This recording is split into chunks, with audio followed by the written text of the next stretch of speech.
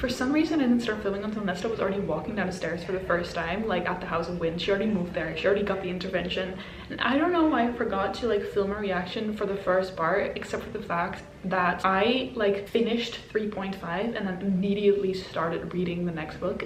And in my head, I did not realize yet that I was gonna cut it there, like at the last vlog, and then start with this one as a separate one. But the first thing I'm realizing is her walking down the stairs and like what significance that has in the story. For the rest, it's just me laying in bed reading this book. Why did my dumbass not realize that when they say 10,000 steps for like the 10,000 steps that you have to like get on to get to the House of Wind, those are actual like steps on a staircase? I literally thought the entire time, me picturing that like the 10,000 steps was kind of like the journey to the prison when they would visit the bone carver, like you would have to just climb, or it was like a 10,000 step walk. Because I'm so like into like the health girl fitness thing that 10,000 steps of me is just like, oh, that's like an hour long, maybe 2 hour long walk, and then you're climbing, so you're like climbing the mountain. It's not like, I didn't realize that it would be like a spiraling staircase that's 10,000 steps long. Why did I not think about that? I get why you would get sick after like 100 and then fall. That would be me too. Like I would fall after like 3, to be honest. I love the willpower that she's showing. I'm pretty sure she's gonna do it because I saw, like, I am so deep into ACOTAR TikTok right now. I'm pretty sure that I've already seen multiple spoilers for this book, and one of them was like an AI animation of Nesta and the staircase, and in one of them she like actually is walking through the streets of Valaris, so I'm pretty sure she's gonna manage to get down those steps at some point in this book. Or maybe that's just the AI talking. I don't know. I would just stay up there. Honestly, to me, it seems pretty peaceful. Even though I also get bored really easy. And if the house just like does everything for you, and there's still people Nesta can talk to, because Cashin is there. I mean, she doesn't want to talk to them. Like, Cashin is there, Azrael there. I would love it there. In the library, she's reading smutty books. I think the view would be amazing. It doesn't deserve the hate it gets from these characters. But I do get the 10,000 steps. What the fuck is that? Beautiful. Honestly, that is the part where I'm at right now. I haven't read like a single line further than that. But Cashin riling Nesta up to get her to show her power. Oh my god, I love it. I love that she's like kind of opening up a little bit. Even though like, I feel like she's not realizing it. I love how Cashin talks to her though. Like, she just stared at her, marveling, hungry. Nesta couldn't move as Cashin leaned to whisper in her ear, "The first time I saw that look on your face, you were still human, and I nearly went to my knees before you." I'm going to think of that look on your face. I'm always thinking of that look on your face. Oh my god. I love him so much. It's so funny because like his body gets described as like the bigger one, like he's like a brute force, right? And then he's just such a puppy, and I love that. Like him not being able to understand politics. It's so funny. He goes to Lucian and Vasa and Jurian, like them in that house, and he's like, what the fuck am I supposed to do now? Like, I get sent here, I have no idea what to do. And he just like, I mean, he got through it, but he was just there like a lost puppy. Like, what, like he just didn't know what to do. And then the other thing that he just went to with Rysand, like the meeting with Eris, and again he's like, but like I don't understand what you're trying to do here. I love it. And then he's just, there's just no bad in his body. He's horny, but that is it. And I love it. I love Azrael as well, and I'm not seeing enough of him in this book, and that is sad. You're not gonna be able to see me, but I just, the book is about a book. Interesting, Cashin murmured. Sounds great. I love this. I love them together. What I'm not fully understanding though is I'm on chapter 17 right now. This lighting, oh my god. It's not even like that far into the book and I'm already feeling like her character is changing. Letting go of the shield that she's made, that she's established like in the past year since the war. And I feel that that is happening very fast. As in like, it would be the same as in like, maybe like it's you expect a slow burn romance, and then instead of the slow burn it happens really fast. Like I feel like that's happening with her character development, because she just asked Cashin if the priestesses from the library could train with him, showing that care like towards those women. She talks really nicely with Gwyn. I really like Gwyn to how she's like, also this house being her friend, what the fuck, I love it. Giving her the smutty books, oh my god. But why is it happening so fast? Because I was thinking, well, it can happen a little bit, maybe Gwyn is the first person, she's gonna shed the layers a little bit with her, and then after that it gradually is gonna be shown to the other people. But like she's already showing Cashin as well, especially because I know that something is gonna happen with her and Eris, and I'm pretty sure I saw quotes from the book saying like, what the fuck, like I match with Eris because he's just as much a monster as I am. I think like something along the lines of that. But then how is it gonna develop from this to that? Because now she's showing that she cares. And also that thing like underneath the library right now in the other vlog, I kept saying like I want to know what Briaxis looks like, I wanted to know who that is. Now what is down there? Was Briaxis kind of like the gatekeeper to what is in it now? What is this? Because again, I got chills. The anxiety that I had just reading that, honestly, it rose up high. Are we gonna find out? These books, man, keep me on my toes. I'm enjoying it though. I'm thoroughly enjoying it. And also like that house, the smutty book taste of that house, I think it's hilarious. This book is about a book. I already said that in this vlog, but still, I thought about it multiple times today. Like all the other clips that you saw was yesterday, even though I'm in the exact same spot. I thought about it multiple times and just have to giggle. Like this book is about a book, like what the fuck? That could be me. People have asked me, especially my dad, because my dad is my like kind of my reading buddy. He asked me now 2 days ago, so what are you reading right now? And I'm like, a book. I had the exact same reaction. Because like, how am I gonna explain to my dad that I'm reading about fairies? I was like, oh, it's fantasy, it's about fairies. And then I'm like, oh wait, but if he hears fairies, he's gonna think about Wings Club. I'm like, no, it's not fairies, like it's not Wings Club fairies, it's more like the elves from Lord of the Rings. I feel like, you know, if that's the spectrum, like elves or Wings Club fairies, I feel like that's like, this is more leaning towards elves. This is so not important or related to this reading vlog at all. But these are thoughts that I have in my head and I wanted to share them. And not one of the first things that I read tonight being Cashin telling Nesta to keep reaching out your hand, which is exactly what Emran said to him for Nesta. And she has no idea. I love this so much. I really like having kind of the dual POV because it's so nice to like know what goes on in each of their heads. With Feyre and Rhysand, it was kind of like you had it a little bit because you could sometimes see through Rhysand's eyes when she was in his head, or like, you know, you have the thoughts going back and forth. They don't have that, or don't have it yet. I really like seeing like the differences and like how they intertwine, or like how this happens where he gets told something by Emran in this case and then he tells Nesta the same thing. And also just seeing Cashin, like having Cashin as a POV.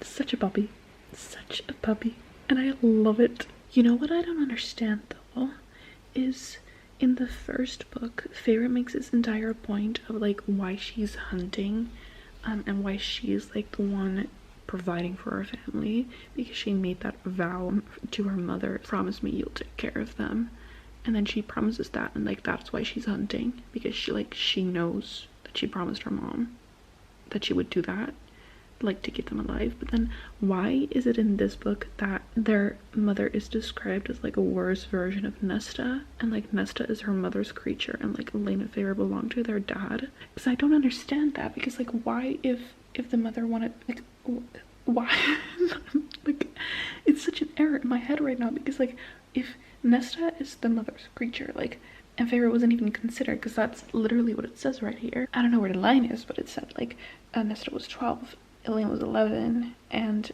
the mother was already scheming for their marriage plans, bringing them on the market, and Feyre wasn't even considered and like living in her own world. But then why was Feyre the one that had to promise to keep them alive? Do we get an explanation for this? Like, because I'm pretty sure in the first 3 books nothing is said about the mom being a monster. And then I also saw a TikTok today saying that she believed the mother wasn't fully human because she knew way too much about the law and like what was gonna happen. why the shift from like letting favorite promise to keep the family alive to Nesta being the favorite child when that has never been said before? I don't understand that. Help me, please. Oh my god, they're kissing and she initiated it. Oh. It's literally to just get the smirk off his face and not anything else. Nesta pulled away a moment later and found his eyes still white, his breathing harsh. She laughed softly, making to unhook her fingers from his jacket and strut down hall. Oh wait, oh my god, she only got as far as lowering her right hand before he surged forward to kiss her back. The force of that kiss knocked them toward the wall, the stone slamming into her shoulders as all of him lined up against her, a hand sliding onto her hair while the other gripped her hip. The moment Nesta hit that wall, the moment passion enveloped her, it destroyed any illusion of restraint. She opened her mouth and his tongue swept in, like his punishing and savage. Ah! Oh my god! The dread trove. Seriously? I don't understand what it is or what it's supposed to be, except for the fact that it kind of reminds me of the Deathly Hallows from Harry Potter, because at least two of them are the same. One of them is a resurrection stone, but it's combined with the fact, like with that part of the Lord of the Rings where Aragorn can call in the army of the dead. I don't know what it was called, where he literally has the army of dead people to win that battle. Like Mordor, but that's not Gondor. The battle for Gondor, like that, and the resurrection stone, like those two together, like that combined is one of these things. And then some other thing, honestly I kind of skimmed it because I'm just not, I don't know what I think about it. And now Elaine is going to find it, so we track down the dread trove. How? I can barely say this. Elaine spoke from a doorway, having appeared so silently that they all twisted toward her. Using me? Nesta's head went silent as Elaine's word finished sounding in the room. The fair had twisted in her seat, face white with alarm. Nesta shot to her feet. No. Elaine remained in the doorway, her face pale, but her expression harder than Nesta had ever seen it. You do not decide what I can and cannot do, Nesta. Elaine's got some balls. What the fuck? Absolutely not, Nesta spat, fingers curling at her sides. Absolutely not. Why? Elaine demanded. Shall I tend to my little garden forever? When Nesta flinched, Elaine said, You can't have it both ways. You cannot resent my decision to lead a small, quiet life while also refusing to let me do anything greater. Then go off on adventures, Nesta said. Go drink and fuck strangers, but stay away from the cauldron. Oh my god. And they're taking that rage out on Feyre right now? I'm not a child to be fought over. Yes, Elaine, you tell them. Fuck yeah. Do you remember the cauldron kidnapping you, bringing you to the heart of Hyben's camp? I do, and I remember Feyre rescuing me. Roaring erupted in Nesta's head. Look who decided to grow claws after all, she crooned. Maybe you'll become more interesting at last. I'm like, oh my god. You do not talk like that to your favorite sister. I went into the cauldron too, you know, and it captured me. And yet somehow all you think of is what my trauma did to you. Nesta blinked, everything inside her hollowed out. But Elaine turned on her heel, finding when you wish to begin. The door shut behind her. Every awful word Nesta had spoken hung in the air, echoing. Can't you find the trove? She hated each cowardly word, hated the fear in her heart, hated that in merely asking she'd exposed her preference for Elaine. You've got all that magic, and you were made yourself. Even if it wasn't by the cauldron, you trained, you are a warrior. Can't you find it? Oh my god, she's pregnant! I can't risk it because I'm pregnant. Silence fell, silence, and then Cashin let out a whoop of joy that had shattered the fraught silence and just me leaping from the chair. I mean, I knew this was coming because on TikTok I see like all the fan art with like a little baby, and I knew about the baby. They're calling him Mix, right? I love that the stairs are a puzzle or like a piece of this book, because right now it's like down and down she went, turning over each word and glance from Gwyn during the time Nesta had worked in the library. Step to step, she told herself with each burning, trembling movement of her legs. Step to step to step. Again, she replayed the conversation. Each step was a different word or motion or scent. Nesta was in step 2000 when she halted. She knew what she had to do. Does it have to do with the trove or getting Gwyn to take fighting lessons? I think it's about the fighting lessons right now. I'm not sure. But I like the stairs. I like that they serve a purpose. I think that's really well done. She had failed in every aspect of her life, utterly and spectacularly failed, and keeping others from realizing it had been her main purpose. She had shut them out, had shut herself out, because the weight of all those failures threatened to shatter her into 1,000 pieces. Nesta rubbed her face with her hands. Sleep was a long time coming.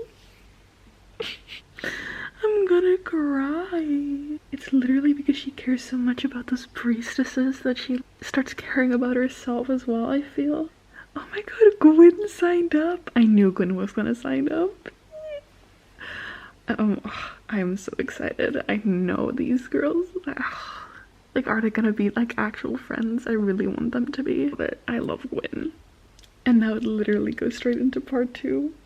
The Blade. I love that these books are divided into parts as well. I don't know exactly what it does to, because like there's no breaks in the timeline, but I like that there's like titles for the parts. I don't know if this one has 4 parts or 3 parts, but all the other ones had 3 parts and they made sense, especially the first book. Did ACOTAR have parts as well? I'm actually not sure, but that clearly had like 3 acts, and then the other 2 books like kind of did, not really, but like they kind of did. The first one distinctly had 3 acts, and I don't know if this one, like how this is gonna play out. You know I'm really not supposed to, but it's starting to get annoying to me that I don't understand what Nesta's powers are, especially when literally the only explanation that is given is Rhys saying pure death.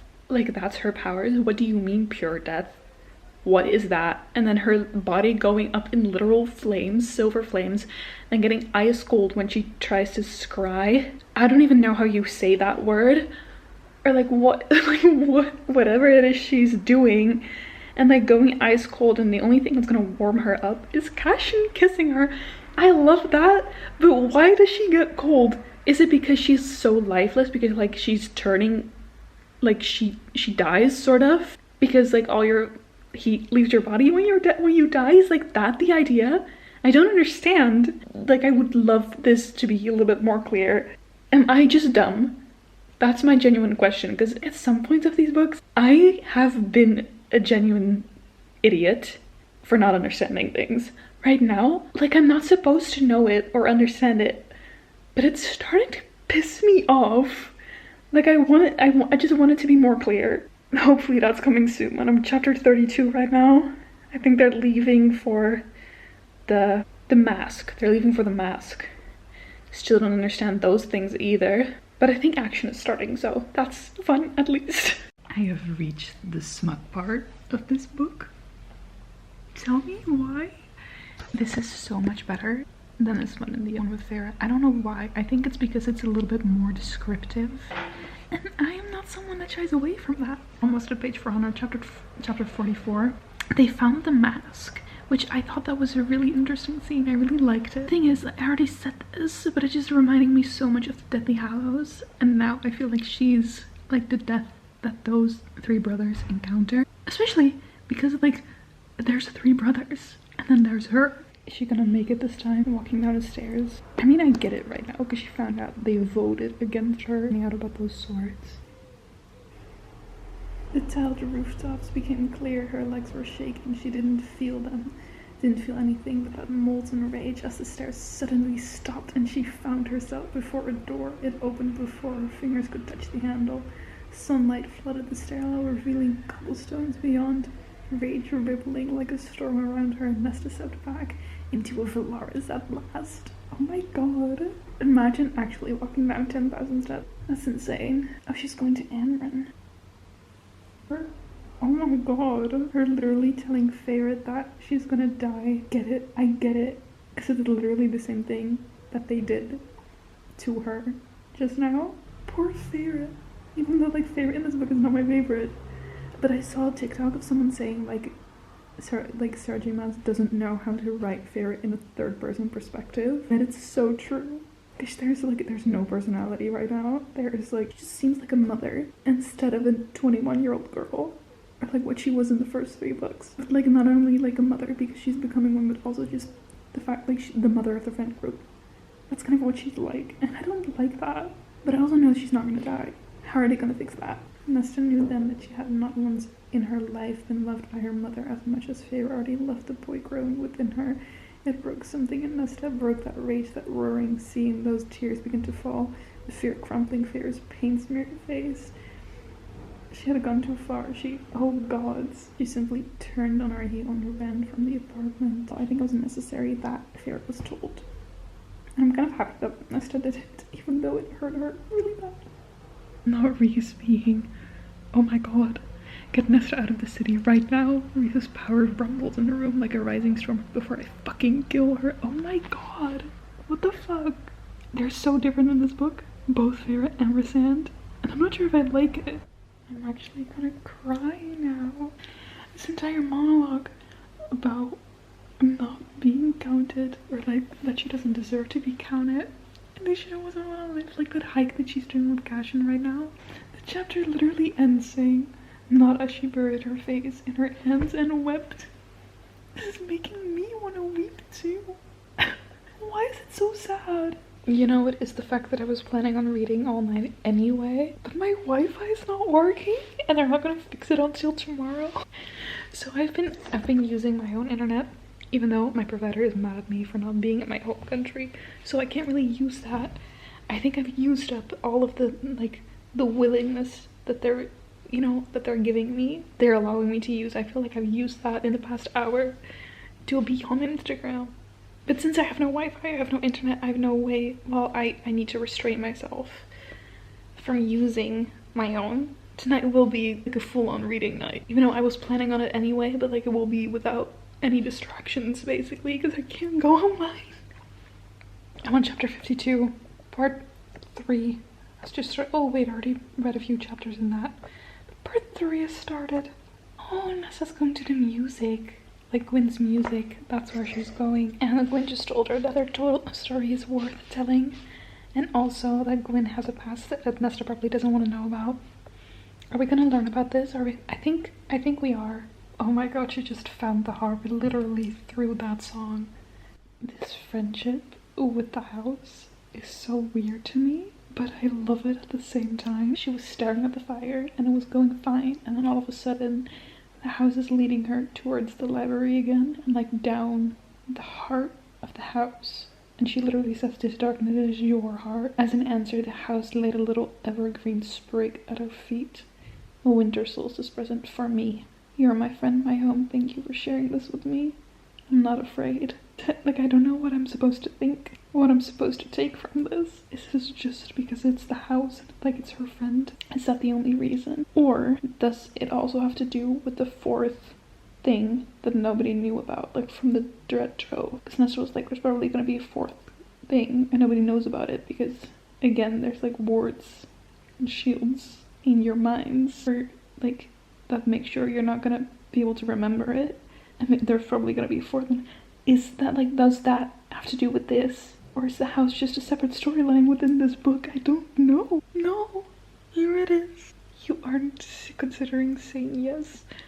She said nothing. Let him believe the worst. He snarled. I see. I get a little too close and you shove me away again.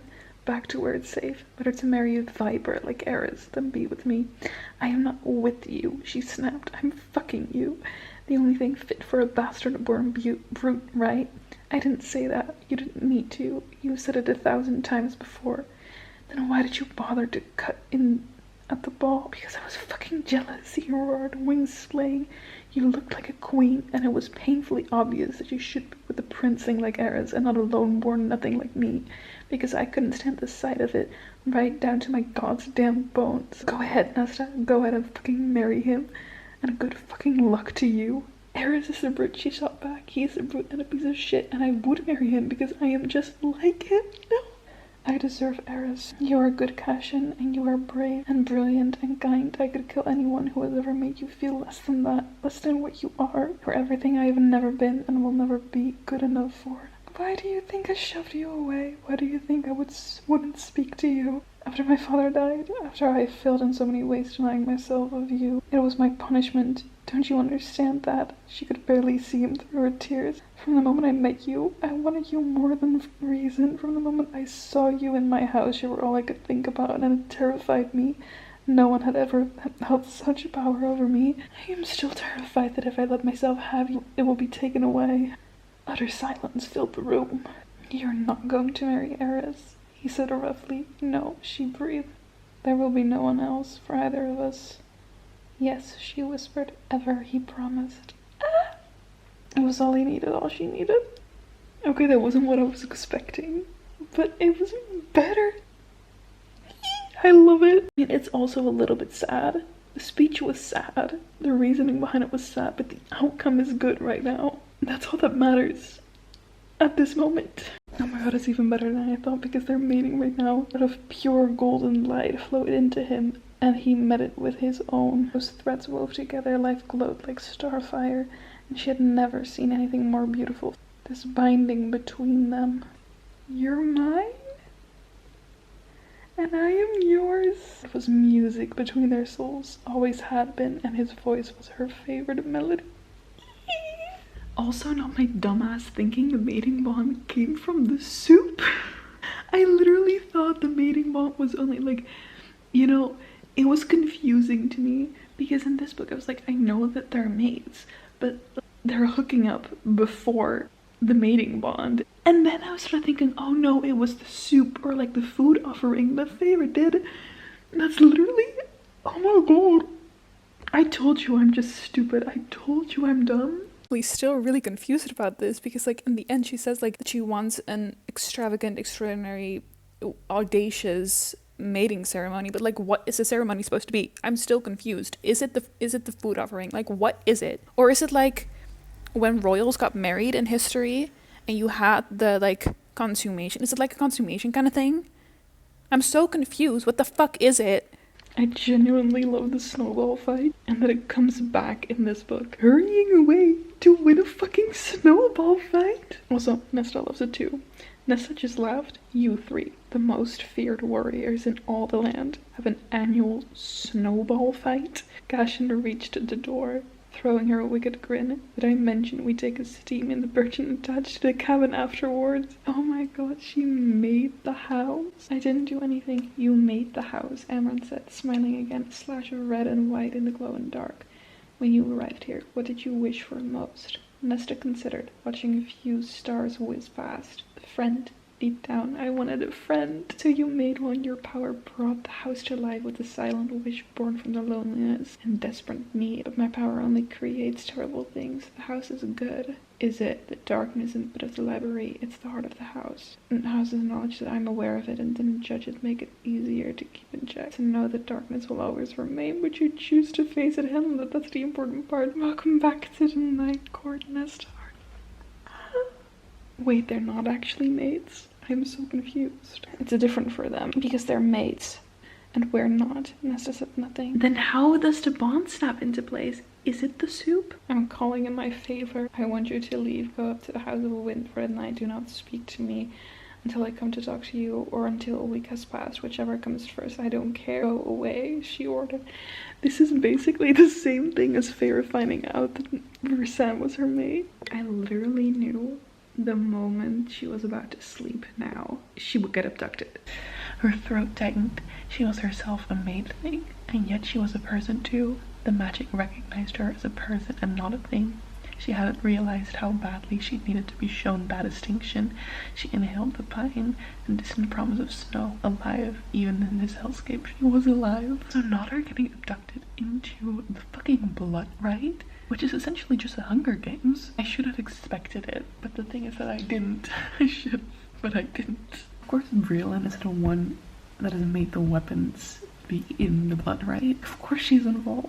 I'm honestly ashamed by the fact that, like, a lot of these things I could have guessed, but then I'm so surprised when they actually happen. Like, and that weren't she. Had Briellen somehow ensnared Bellius with the crown it looked glassy at when she'd seen him in Emery's shop months ago. What is she to gain from this? Because she's not gonna get the harp or the mask. Or it was her idea to put Nesta and the other girls in there as well. But that is weird to me because, like, she didn't see that, right? That was just the general being annoyed with Cashin or whatever and them and putting them in the blood rite. But is it also to, like, have her distracted so she can find the harp and the mask? I'm also confused because there's not that many pages left. Is everyone gonna be fixed? Because I know a lot of people thought that, like, there would only be 4 books.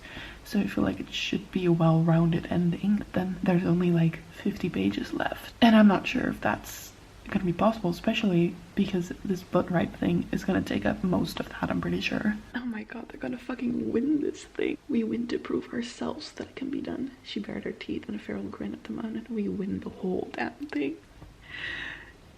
You really think you can beat me in hand-to-hand combat? I do. Nesta blocked it, driving her fist into his nose. Bone-crunched bellies howled, falling back a step, and Nesta hissed, because my mate taught me well. Mate. The word was a shooting star through Nesta as she and Bellies launched at each other, punching, kicking, dodging, as if voicing the word had given her his final surge of strength. God, isn't Gashin's his body? What the fuck? Oh my god. What I want is retribution. What I want is power. What I want is a trove, so I made sure you knew it too. Made sure you became my unwitting partner in collecting the items of power from this godforsaken territory. And I know there's only one way you'll yield them to me, one person whom you'd do so. What? Until all that was left of the queen was the crown on the ground. You unmade her. You're my mate, Gashin, and you're mine, he said, kissing her in turn. Is Nesta gonna save the baby? I think she is. I think Nesta's magic is gonna save the baby. Death hovered nearby. Nesta felt it, saw it, a shadow thicker and more permanent than any of Asriel's. Death swirling around her, and there was nothing to be done as Feyre's breathing thinned as Manja began shouting at her to fight. Feyre who had gone into the woods for them, who had saved them so many times. Feyre, her sister, that lurked near Feyre and her mate, a beast waiting to pounce to devour them both. Nesta pulled her hand free. Eveline stepped back. She closed her eyes and opened that place in her soul that had torn free on Ramio. Placed the crown atop her head and cradled the harp in her arms. No one had ever wielded all three and lived. No one could contain or power control them.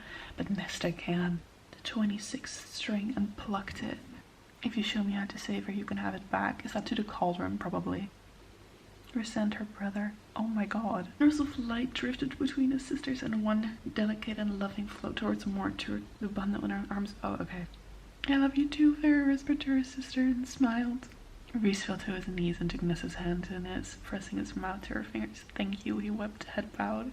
Nesta dropped to the carpet, lifted Rhys's face in her hands, studied what lay in it. Then she threw her arms around the High Lord of the Night Court and held him tightly. Oh my god.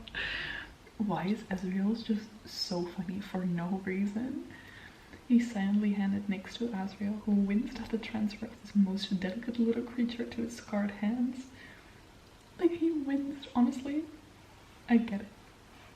I gave my powers back to the cauldron in exchange for the knowledge of how to save them. But a little remains. I think someone else stopped the cauldron from taking all of it, and I made some changes of my own. The mother, the only being who would see the sacrifice Nesta had made, and give back a little. Oh, what did you change? I changed myself a little too, so none of us will have to go through this again. What do you want? I want to rule the world. What do you want? You've had me from the moment you met me. Living room.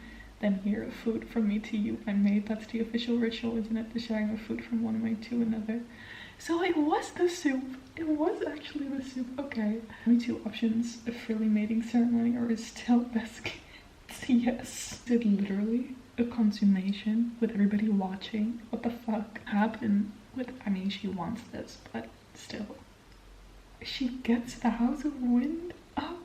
A home. The House of Wind, Valaris' court, they were her home. The thought kindled a kernel of light in her chest that had not extinguished even in the days after the rite.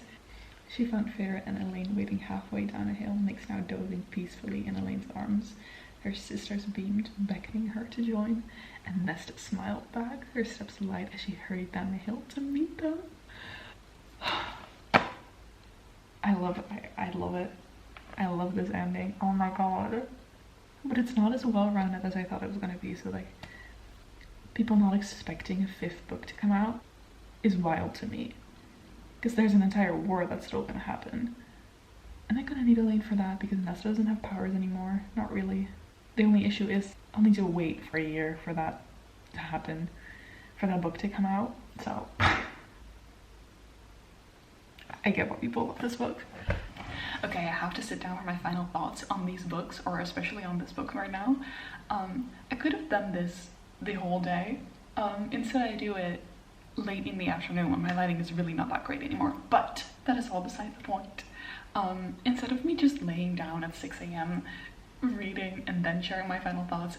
It's better to look a little bit more presentable for this. What is my final thoughts? I'm not sure in my body or my heart knows that it's like already over, especially because I kind of rushed through these books so badly. I mean, I didn't read it in like a week. I think I read it in like 3 weeks. Yeah, it was like 3 weeks. That's how long it took me to read all of this. But this book just felt different to me. I mean, of course it felt different because it was in the third person perspective. It was about another couple, like about other people. And I'm not sure if I liked it more or I liked it less or if I liked it the same. It was also just very different. I feel like the storytelling was different than it was in the other books. And then what is it called? 3.5, Frost and Starlight, kind of like was a transition into this type of storytelling where it just like switches between Cashin and Nesta because they get introduced as like main characters in that novella, and like I like that. I feel like that was kind of needed to get into this storyline, especially also because it just kind of builds the foundation to this book. So if you like, don't skip that. I see people say you can skip it. I don't think you can skip it, and I feel like this book hits better because you read that other one as well. I was a Nesta hater at one point. I am not a Nesta hater anymore. I really like her. But like I said, Feyre in this book just doesn't hit the same to me. And that is just sad simply because like, you read from her perspective for the entire series straight. And then all of a sudden you see her from her sister's eyes. And you're like, oh, I kind of get why they don't like each other. But it's just, I don't know. Who was my favorite character in this book? Absolutely not. She was barely there. That was my problem. Feyre was barely there. I mean, I get it because Nesta was barely there in Feyre's story either, but also like, Cashin and Feyre are supposed to be best friends. So it doesn't have to be Nesta's storyline or like reading about her from Nesta's POV, but you can like have her more in Cashin's, but there were only like 3 scenes between them as well. And there could have been more, especially because you're reading 3 books about that character and then like going from that to basically nothing is just weird to me. I'm not sure what I think about the Dread Trove. I think it's a little bit weird. I think it's taking a lot of inspiration from the Deathly Hallows, which isn't like not a bad thing in and of itself, but it's just like, is there no new storyline? Because you're already the Cauldron and this is basically the same thing, but just like drew 3 objects that were made by the Cauldron and you're gonna do the same, kind of. And I also get it because she's like a death god and those are made for the death gods. I'm confused. I'm so not sure what I think. I do love this book, but I do have to say though, the first 3 books were not smut at all. This one is. Like this, from this book I get why people like reading like fairy smut so much, because that's only in this book. I don't feel like the other ones are smut, really. I mean, there's a few scenes in there and it's maybe a little bit more descriptive than you would find in other romance novels, but only this one is actually smut. I'm not mad about it, but like the fact that people weren't expecting the 5th book in this series is just baffling to me because this ending was not finished. Nesta's storyline is kind of finished, but there's so much left to unpack still. Like Elaine, what the fuck is gonna happen to Elaine? Especially since this makes it clear that like she is not observant. Like she's very observant. She knows exactly what Nesta does for her survival, or has always done for her survival with the dancing and stuff. I'm very happy that that one is coming, but it's like I said, that it's gonna be a year until that one comes out. I loved it, but I do have some things to say about it, clearly. I don't think I have anything else to say except for the fact that I'm gonna start Throne of Glass now because I really want to know why people say that's the masterwork or masterpiece. Very happy that I read these books though. Just slapping myself for not doing it sooner. That's all I have to say. I love Nesta. Cashin, I like him. He's funny. Not my favorite though, from the Bad Boys at least. I like them together, but I love these books.